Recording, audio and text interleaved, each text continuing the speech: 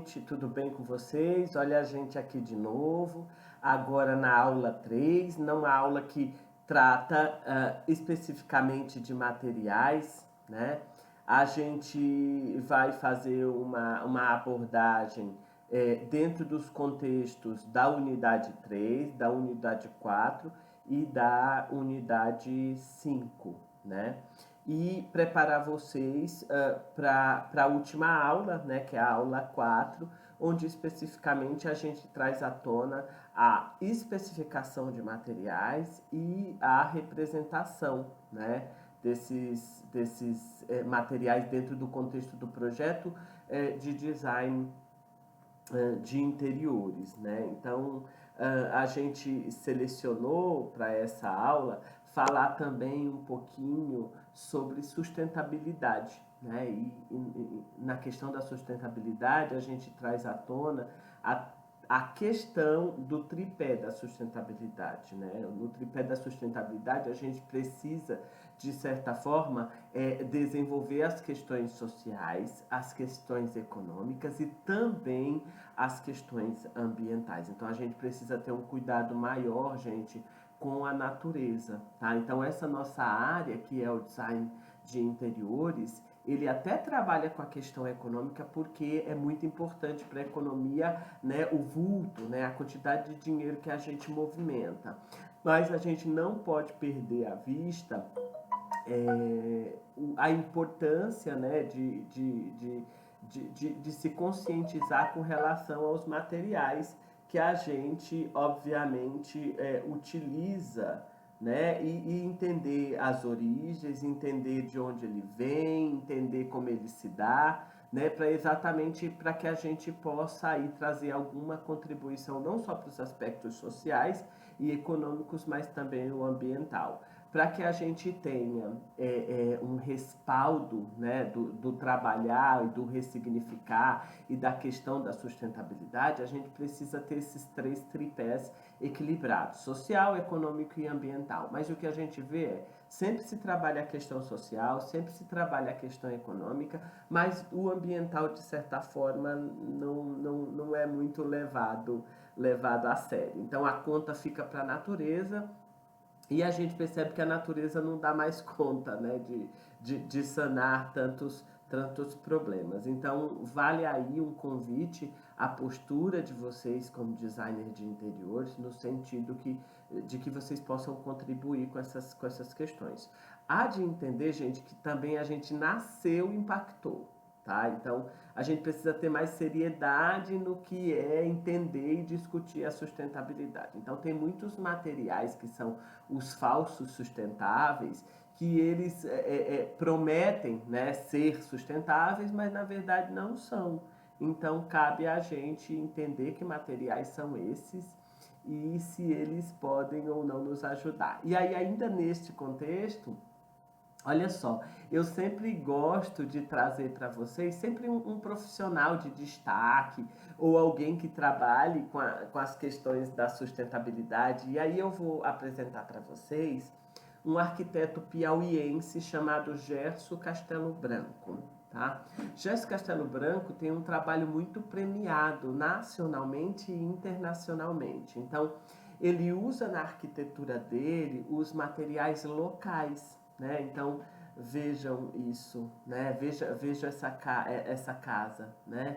É uma casa em Parnaíba, no litoral piauiense, se não me engano chama Casa da Pedra do Sal, e é uma casa que é muito importante para a arquitetura brasileira, porque ela é linda, ela tem um telhado asa delta e ela utiliza o material local, né? Que se não me engano é a carnaúba, né? O material dessa casa. E aí também vejam como ele, como o Gerson Castelo Branco, traz à tona um design de interiores que é construído com o próprio material, né? Então vejam a beleza desse trabalho. E aí a gente tem um outro trabalho do Gerson, que é a casa dele, que também é feita, por exemplo, toda a pedra utilizada, toda a madeira utilizada foi retirada aí da região, tá, gente? É uma casa feita é ali no centro de 7 cachoeiras, segundo ele, então ele tem todo um aspecto é, espiritual, né, da questão da escolha do terreno da casa dele. Mas assim, a gente pode dizer que é um oásis. Essa casa, ela foi premiada, né, ela recebeu muitos prêmios, né, dentro desse contexto da sustentabilidade, e são verdadeiros paraísos. Então procurem também na internet o Gerson Castelo Branco. Eu acho que vocês vão gostar, né, de tê-lo e de conhecer um pouquinho do trabalho dele, né? À medida que a gente caminha, eu trago à tona um restinho de material que ficou faltando discutir, que é sobre fibras e têxteis, né? Na verdade, o que é isso? A gente tá falando dos tecidos, né? Das tramas que são utilizadas no design de interiores. A origem disso tudo, gente, é a própria palha, né? Os índios, eles têm um trabalho de cestaria que talvez seja ali a origem do que a gente pode dizer também que é a produção dos tecidos, né? Já no Egito, a gente já tinha o linho sendo produzido, né? Em outros momentos, a gente tinha as peles dos animais. Então, em diferentes lugares se desenvolveu diferentes têxteis, né? Hoje a gente tem uma diversidade, a gente tem isso organizado e a gente precisa lançar a mão tanto da cor quanto do material para poder usar em nossos trabalhos, né? Então aqui eu tenho uma diversidade de estampados, de coloridos, para vocês verem como é grande e como isso veste, né? Serve como revestimento dos espaços que vocês estão desenvolvendo. Esses materiais, gente, eles podem ser do reino vegetal, né? A gente tem algodão, tem o próprio linho, a gente tem também do reino animal, que a gente tem a pele, né, que ainda se usa bastante, mas está um pouco demodé usar a pele exatamente por uma questão do compromisso, né, de que esses animais não sofram, né, para gerar aí o seu bem-estar. E a gente tem também um outro reino que é o mineral. Esse reino mineral, pasmem, existem tecidos feitos de metal e feitos de pedra, tá? Então é bem interessante, né, conhecer essas novas vertentes, essas novas origens dos materiais, né? Especificamente esses tecidos, eles são usados em regiões que precisam de certa forma impedir chamas, né? Então, por exemplo, a roupa do bombeiro, ela é utilizada, ou ela é construída com tecidos especiais, tá bom? Mas uma hora ou outra, né, esses materiais também já podem ser empregados no design de interiores. Como, por exemplo, eu já vi cortinas feitas de metal, de tecidos que são tramas de metal. E aí também tinha uma estética super especial e era bem interessante de certo modo. Sobre os tecidos, gente, primeiro a gente precisa dominar o que diz respeito ao nome desses tecidos. Então, como eu já disse, tem uma diversidade grande. Tem xantum, tem algodão, tem as malhas, né? Tem os brocados, tem as sedas. Cada material deste, ele é feito de uma forma, né? E ele tem suas características específicas. Então, isso é um exercício que vocês precisarão fazer de buscar uma alternativa para entender esses materiais. Vejam que lá no finalzinho dessa aula eu vou dar uma dica de como conhecer, de como fazer, de como criar aí uma biblioteca de materiais, né, para mostrar para o cliente, para criar as composições, tá bom? Mas neste momento eu resolvi me ater às questões dos padrões, porque conhecer os padrões é muito especial nessa nossa profissão, porque o que a gente faz são composições usando padrões. Então, a gente tem os dois primeiros padrões que são chamados de pied de poule e pied de coq, né? O pied de poule é essa trama mais fechadinha que a gente chama de pé de galinha, tá? E o pied de coq é uma trama maiorzinha, né? É um desenho maior, como vocês podem ver nas ilustrações, e a gente chama de pé de galo, tá? Então, tanto seja na moda, seja no design de interiores, é um padrão que a gente pode usar sem nenhum problema, mas que precisa ser ressignificado dentro do contexto. Combina com o contexto que você está colocando, né? Tem relação? Porque eu volto a falar da questão do compositivo, tá? Depois a gente tem alguns padrões especiais que eu resolvi apresentar um por um, tá? O primeiro é um tipo que a gente chama de príncipe de Gales. Então o que eu estou falando aqui são xadrez, são tecidos com padrões xadrez, tá? E aí esse padrão, ele muda, e aí à medida que ele muda, ele vai recebendo nomes diferentes. Então, o príncipe de Gales, provavelmente porque é um tecido criado para o príncipe de Gales, né? Ele passa esse aspecto e é muito usado em alfaiataria, tá? Eu já vi em sofás, em poltronas, e achei muito chique. Depois a gente tem o tartan. O tartan ele tem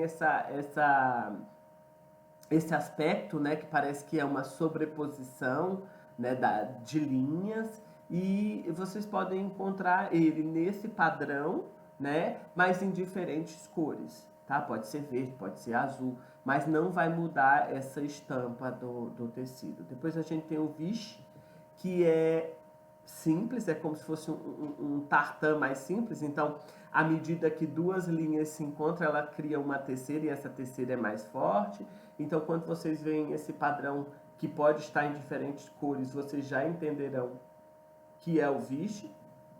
E aí a gente tem o Buffalo Check, que é um material que tem um aspecto que parece de mais antigo, mas também é como se fosse o Vichy numa estampa um pouco agigantada, né? Um pouco crescida. Depois a gente tem a estampa da Burberry, que é muito chique, né? Eu inclusive mostrei um projeto meu para vocês que eu usei essa estampa, né? Eles criaram esse padrão que recebeu o nome dele. Depois a gente tem o Old England, né? Que aí a gente tem um azul, tem um preto e tem um verde, e eles se unem para criar um padrão diferenciado.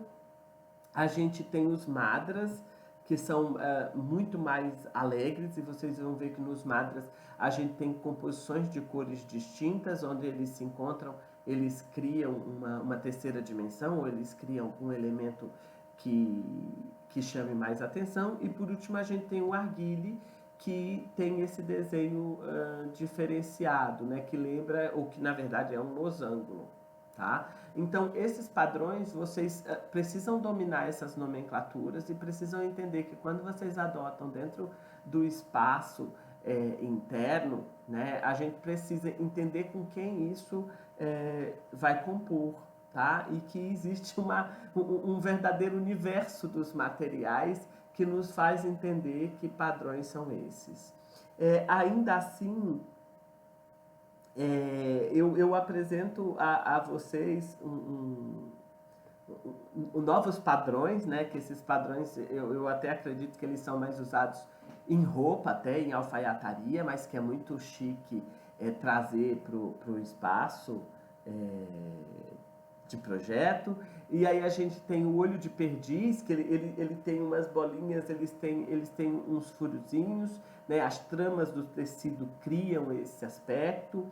Depois a gente tem a risca de giz, que é muito usado em ternos, né? Mas que é chiquérrimo colocado no tecido. A gente tem o padrão chevron, que esse chevron parece uma espinha de peixe, né? Ele tem esse desenhozinho que é inclinado, né? E que cria essa junção aí do movimento. Cuidado que o padrão chevron, dependendo de onde você coloca, ele cria um movimento de verdade. Então, se vocês olharem para essa foto, para essa imagem que eu coloquei aí, vocês vão ver que ele cria esse movimento, cria uma instabilidade. mas ainda assim não desmerece o material, que é muito chique.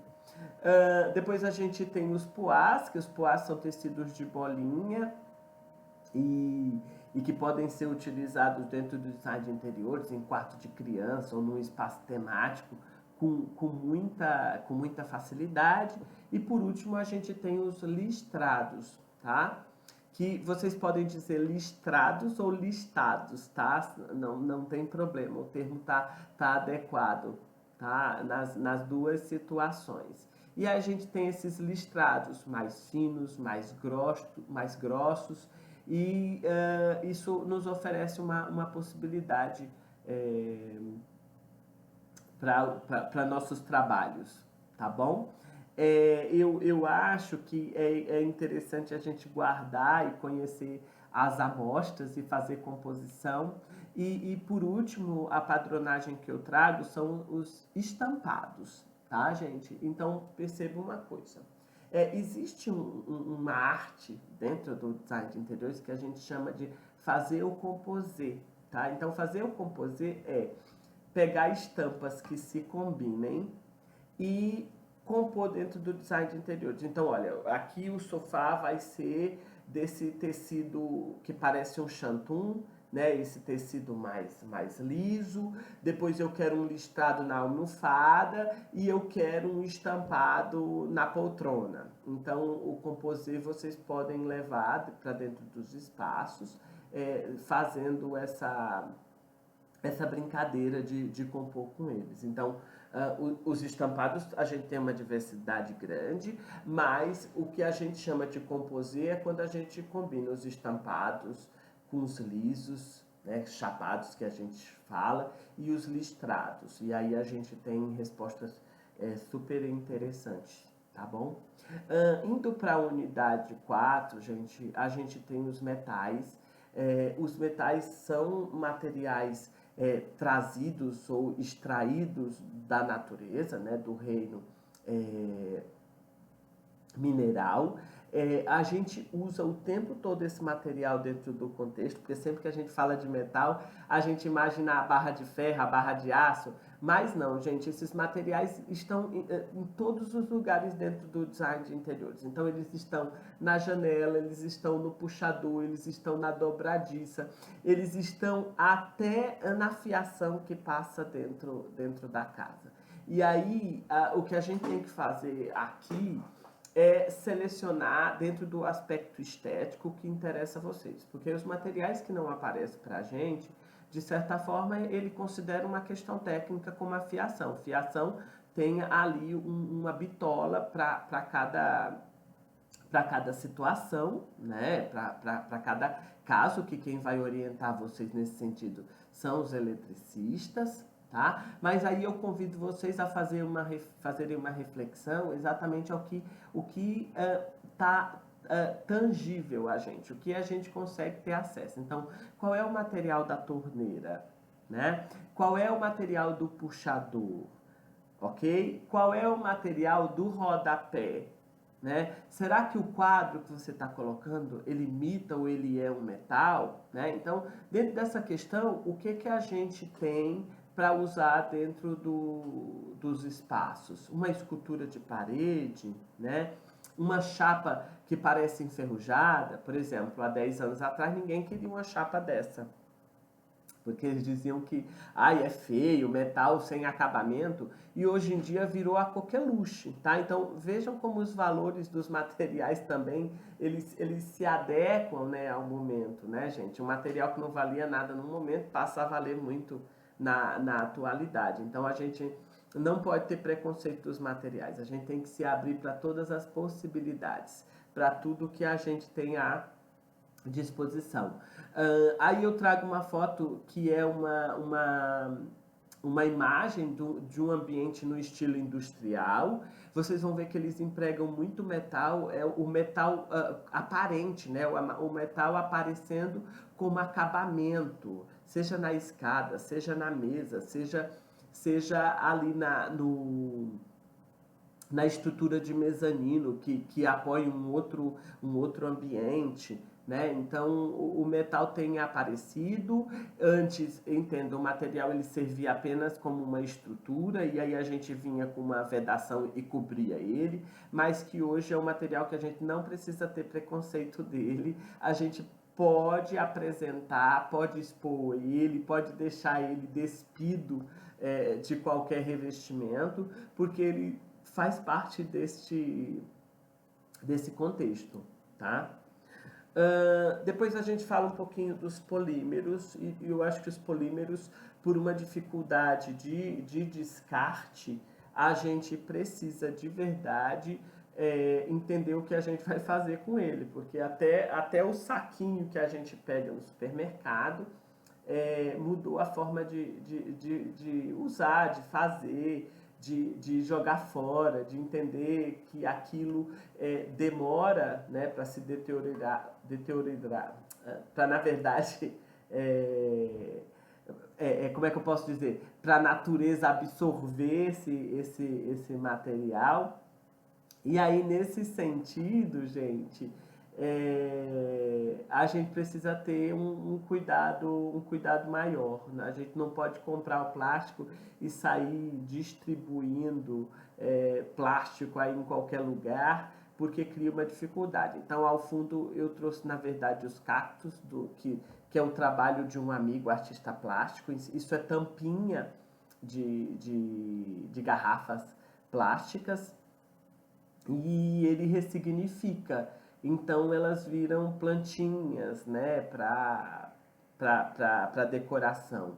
E do outro lado a gente tem aí uma cadeira que ela é modernista e que ela é feita exatamente de polímero e madeira e metal, e que é super contemporânea. As pessoas usam muito esse móvel, e que ele vai o tempo todo ganhando aí uma importância dentro do contexto do design de interiores, né, que ressignifica o tempo todo, porque essa cadeirinha, se não me engano, ela já tem mais de 100 anos, só para vocês terem uma ideia. Então, a estética e o desenho foi tão bem feito que ela parece contemporânea, né?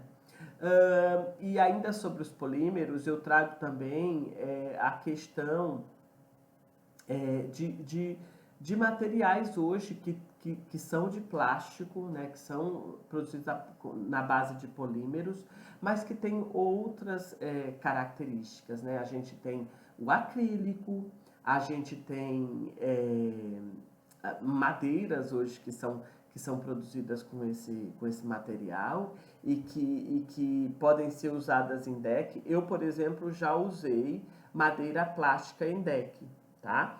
E muda a pisada, né? Muda a sensação que você tem quando pisa nela, ok? E muda uma outra questão, que isso só quem aplica que sabe.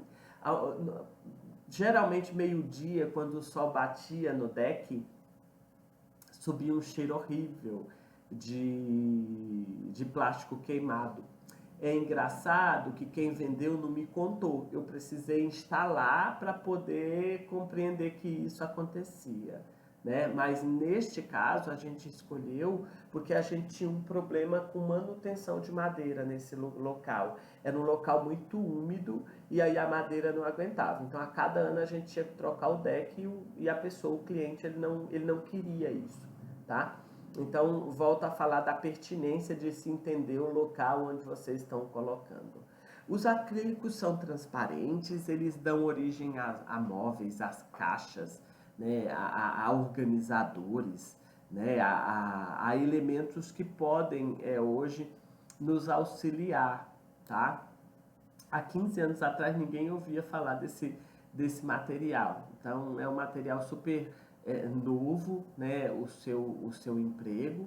E eu acho que vale ressaltar aqui também, gente, que vocês podem desenhar elementos de acrílico, objetos de acrílico. É fácil de executar isso, não é muito complicado, né? E isso termina ressignificando o trabalho de vocês, porque dá uma outra utilidade para esse material. Então tem gente que usa muito vidro, mas esse material substitui o vidro com facilidade, tá?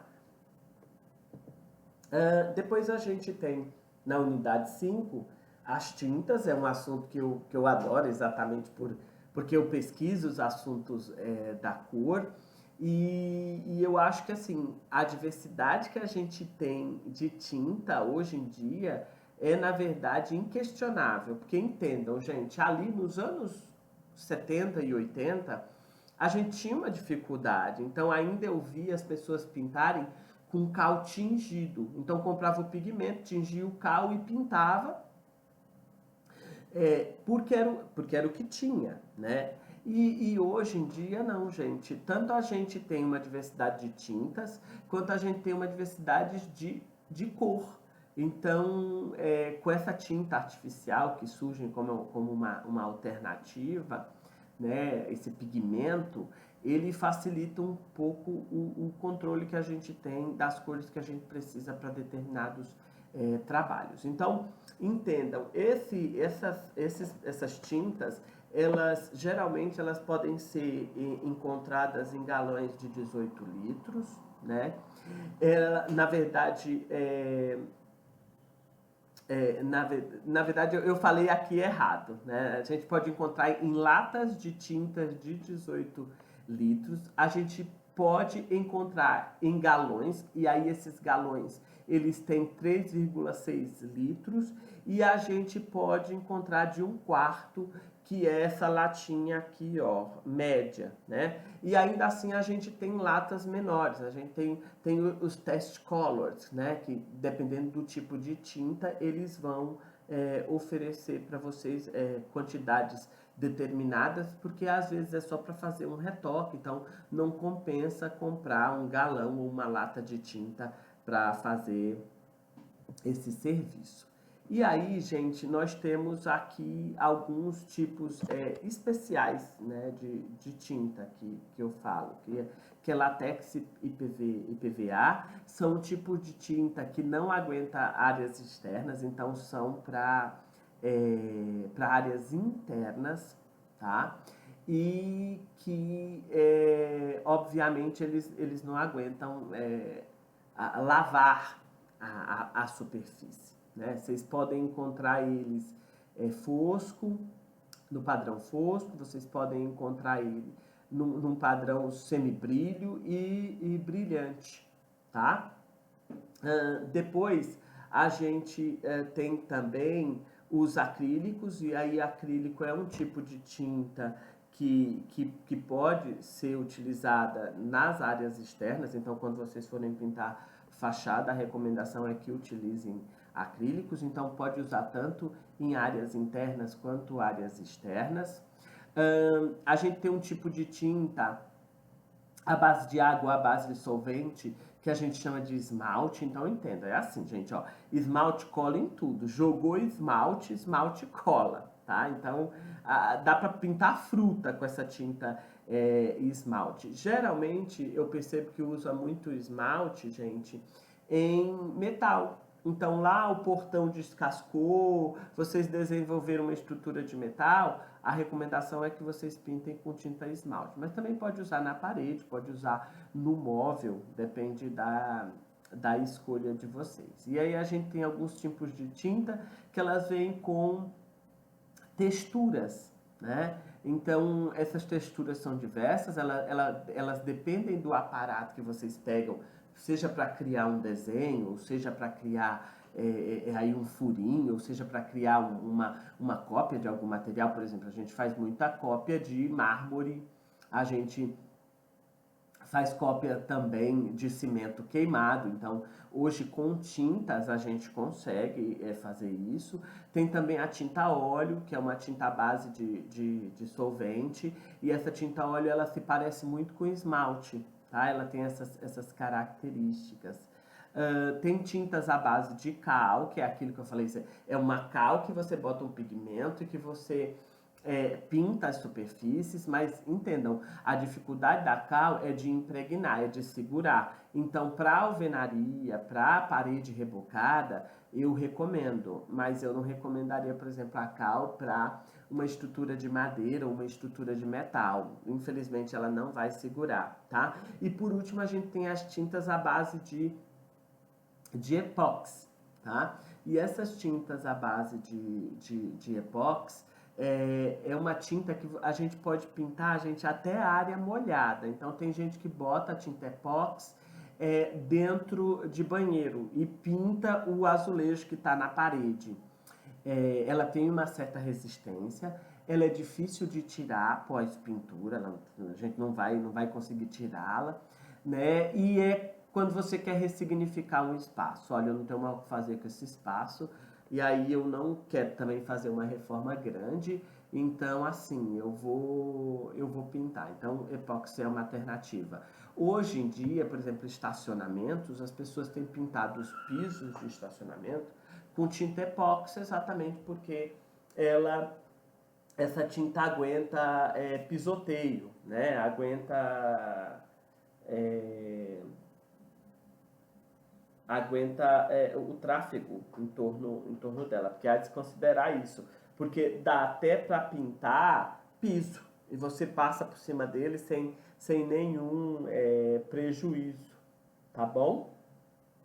Bom, gente, e aí depois, ainda falando sobre as tintas, a gente tem algumas ferramentas, né, que são ferramentas fundamentais para escolher tinta para a parede. A gente tem os leques de cores, a gente tem os test colors, né? E o que eu teria para falar disto é que depois que você escolheu a cor para o espaço, a gente precisa fazer algumas amostras, né, dentro do espaço. Por que, Jo, amostra? A gente precisa fazer a amostra porque a percepção da tinta naquele papelzinho que você compra para o que é aplicado na parede geralmente muda muito, tá? Então precisa. Só que há uma dica. Test color não é para fazer um quadradinho de 20 por 20 ou 30 por 30. O test color adequado, né, que a gente faz, ele deveria ter minimamente 1 metro por 1 metro, tá? Porque aí você vai conseguir perceber como essa cor vai se comportar dentro do espaço em função da quantidade de luz que entra, em função da iluminação natural, tá? A gente tem um outro tipo de tinta que são especiais, que eu chamo os vernizes. Então, os vernizes dão acabamento para algumas superfícies. Por exemplo, geralmente os vernizes, eles são utilizados nas superfícies de madeira. Então, esse verniz, ele pode mudar a cor da madeira, ele pode ressignificar a madeira, ele pode trazer um brilho para a madeira que ela não tinha, tá? Então é um tipo de material especial, inclusive que protege a madeira. Então, quando eu estou fazendo apartamentos ou um deck, sei lá, numa área de praia, em função da maresia, a gente tem que usar os vernizes especiais, tá? Porque é o verniz que vai proteger esse material. E aí, só voltando à conversa do test color, hoje o mercado nos dá ferramental, então a gente consegue ver isso pelo celular, a gente consegue comprar um frasco em miniatura da tinta para colocar na parede, a gente consegue comprar um test color, que é uma latinha menor que você pinta e vê isso maior. A minha recomendação é o seguinte, é que vocês pintem minimamente um espaço de 1 metro por 1 metro. O ideal era fazer isso em cada parede dentro do ambiente, para a gente ver como a parede vai mudar de percepção dentro do espaço. Mas eu acho que é impossível. Então, a minha recomendação é, se você fizer numa parede que recebe diretamente a luz natural e fizer em outra parede que não recebe, você já tem uma percepção de como ali dentro essa tinta vai mudar, tá? Mudar de cor mesmo, porque ela muda muito.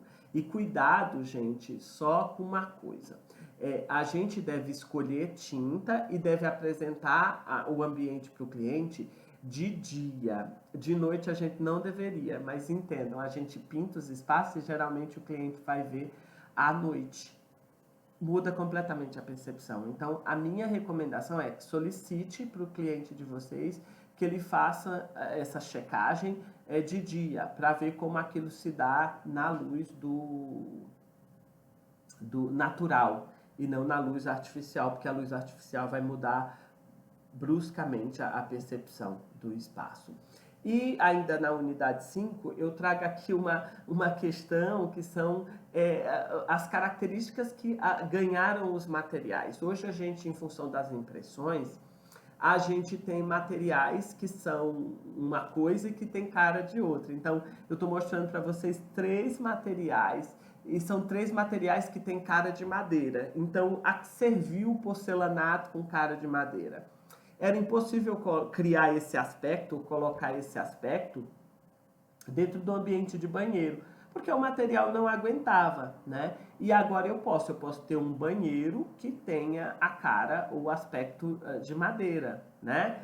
Hoje a gente tem os vinílicos, que é um material que tem hoje uma cara muito melhor do que tinha há 5 anos atrás, há 6 anos atrás, mas ainda assim a gente precisa entender que não é o mesmo toque, tá? E que esse material precisa ser utilizado em situações específicas. A gente não pode pegar uma casa super sofisticada e colocar um vinílico como alternativa, tá? Porque o próprio material não é nobre o suficiente para aquela pegada que vocês estão colocando. Então precisa ter um bom senso e uma pertinência à função que vai ter aquele espaço e, obviamente, a questão econômica do cliente. A gente tem também os carpetes de madeira, que são derivados da madeira, mas que esse ainda conserva uma característica da madeira. Então, quando você pisar no carpete de madeira no teu quarto, você vai sentir a mesma sensação de ter pisado numa madeira. O que não acontece com porcelanato, o que não acontece com os vinílicos, tá bom? Então, eu acho que é isso. Eu não quero aqui dizer que a gente não possa usar o vinílico em qualquer ambiente. A gente pode, mas tenha um bom senso com relação à pertinência do local, tá? E a nobreza que o material precisa ter para isso. Depois eu apresento para vocês a biblioteca de materiais e a minha recomendação é que vocês comecem a fazer as suas bibliotecas. Então, é muito importante no escritório de design vocês terem amostras, a amostra da cerâmica, a amostra do piso, a amostra da madeira e guardar isso sempre com muito carinho, porque em algum momento esse material vai servir a vocês como alternativa para apresentar para o cliente, tá? A gente pode pedir também para o fornecedor as amostras, tá? Mas assim, essa biblioteca de materiais, ela precisa ser atualizada de tempos em tempos, porque alguns materiais ficam obsoletos, alguns padrões se alteram, e aí, se é para mostrar para o cliente, eu não posso mostrar para o cliente uma coisa e na hora de aplicar, aplicar uma outra, né? Então, só cuidado, mas vejam que é muito importante ter e fazer um espaço dentro da área de trabalho de vocês que sirva como alternativa para as composições dos trabalhos que vocês farão. Isso vocês já podem fazer, inclusive, como estudantes, né? Aqui a gente já consegue experimentar essa biblioteca. E obviamente que eu vou mandar para vocês também uma ficha. Como eu já disse para vocês, o que a gente faz é uma pesquisa constante com relação aos materiais. E essa ficha ela vai ajudar vocês dentro do escritório a classificar algumas questões no que diz respeito aos materiais. Ó, Ju, eu queria classificar tipos de pedra, eu queria classificar tipos de madeira, eu queria classificar tipos de metais. Façam isso, é um exercício que vai ajudar vocês nos seus processos a vida inteira. Ainda hoje eu faço isso e aí eu tô mandando, olha só, eu tô mandando para vocês essa fichazinha, né, que é para vocês imprimirem e fazerem essa pesquisa, além do próprio slide da aula também, tá? Mas quem também quiser organizar uma outra forma de fazer essa pesquisa, né, também pode trocar figurinhas e aí a gente cria uma forma de catalogar isso. Eu geralmente faço um negócio chamado pasta de inspirações. Então eu crio pastas, olha só, pastas de madeira, pastas de metais, pastas de cerâmicos, e aí eu vou no Pinterest ou vou em sites de bancos de imagens, e aí eu vou tirando aquelas imagens e vou guardando, porque de repente há uma utilização nesse material que pode, obviamente, nos auxiliar em algum projeto. Então, eu guardo tudo que cai nos meus olhos e eu gosto, eu baixo e guardo em pastas para ajudar no processo. Na hora de escolher material, fica muito mais fácil. E, gente, por hoje é só. Eu agradeço mais uma vez a companhia de vocês, tá? Na semana que vem, a gente vai falar de representação de projeto. Então, o que é uma planta de piso, o que é uma planta de forro, o que é uma planta de paginação de parede, né? E um pouco das questões técnicas de como especificar esses materiais e como entender as questões técnicas, né, interferem nesse processo de produzir o projeto de especificação de produto. Então, grande abraço apertado em vocês e até a próxima. Obrigada. Tchau.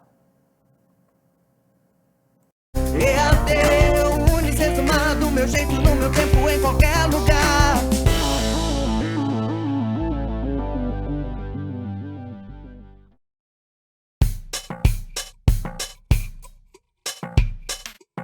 Eu já trabalho, mas quero estudar. Se tenho filhos, cuido do meu lar. E estudar onde quiser, quando puder, no PC, tablet ou celular. Moro longe, quero me formar. A hora que eu tenho é depois de almoçar. Praticidade tem o nome, polos em todo o país. Online posso me formar. EAD, Unicesumar tem qualidade de ensino pra você criar. EAD, Unicesumar, você escolhe a hora que quer estudar. EAD, Unicesumar em cada canto do Brasil, porque melhor não há.